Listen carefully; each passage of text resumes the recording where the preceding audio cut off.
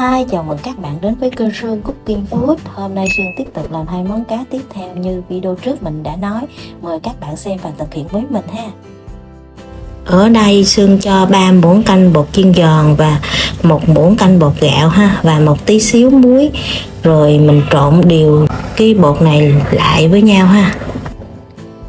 Muối làm cho cá có vị đậm đà, giữ được độ giòn ngon lâu hơn sau khi chiên ha. Cá đã ráo nước, giờ mình cho một cái lượng cá ra ngoài đĩa để mình cho cái chén bột hồi nãy vào luôn ha, để mình áo đều cái phần cá này ha. Rồi các bạn vớt lên để cho nó rớt bớt cái phần bột ha.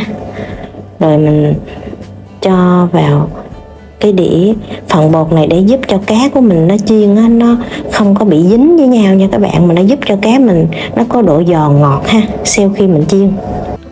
Mình cho vào đây một cái chảo dầu, mình thử bằng cách mình để cái đôi đũa vào nha các bạn thấy mà dầu mà thiệt sôi nóng rồi mình cho cái phần cá vào luôn ha để mình chiên nha các bạn.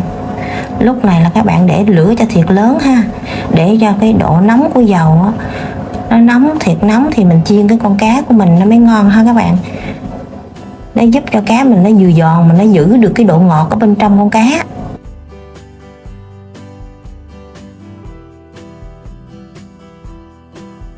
Các bạn thấy cá mà nó vừa vàng như thế này nè, và bây giờ mình trở qua cái mặt bên kia, mình thấy mà nó vàng đều như thế này là các bạn vớt cá ra. Mình dùng một tờ giấy thấm dầu nha các bạn để mình vớt cá ra ha, để cho nó rút bớt cái phần dầu ở trong cá ha, để cho con cá mình nó khô ráo. Khi mình ăn con cá mình nó sẽ ngon hơn nha các bạn, và nó bớt được cái dầu mỡ ha ở trong cá ha các bạn. Ở đây thì mình dùng nước mắm chua ngọt nha các bạn, để mình dùng kèm với cá chiên ha. Những video trước thì mình đã chia sẻ rồi nha các bạn. Đây là những nguyên liệu Sương nấu món thứ 3 canh cá lá giang ha. Mình cho ít dầu vào nồi để mình phi hành cho thơm ha. Mình đảo đều cho cái phần hành của mình nó thơm, rồi mình cho cái phần cà chua cắt vào ha các bạn. Lúc này mình đảo đều, rồi mình nêm vào đây 1 muỗng cà phê muối, nửa muỗng cà phê đường, nửa muỗng cà phê bột nêm. Rồi mình cho vào đây 1 lít nước lọc nha các bạn. Mà nước này là nước nóng ha, mình nấu nhanh thì mình cho cái nước đun sôi luôn, mình nấu cho nó sôi lên. Khi nước ở trong nồi nó sôi là mình cho cá vào ha, mình thả cá vào. Lúc này là các bạn phải cho nước cho thiệt sôi ha. Khi mà mình thả cá vào mình nấu thì cá mình nó sẽ không tanh nha các bạn.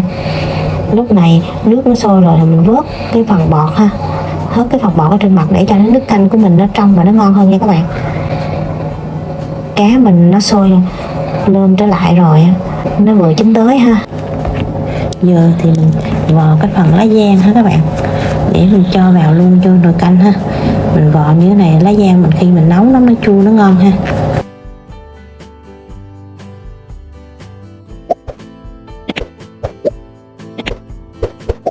Rồi mình cho cái phần giá vào luôn nha các bạn.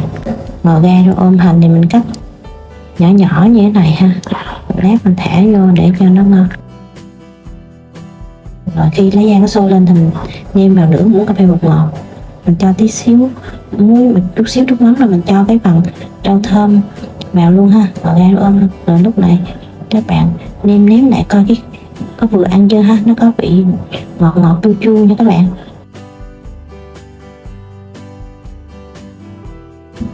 Mình thấy nó vừa ăn rồi thì mình múc canh ra cái tô ha. Lúc này nhìn tô canh mình rất là ngon. Đây là cái hai món cá chiên và canh chua lá giang của mình.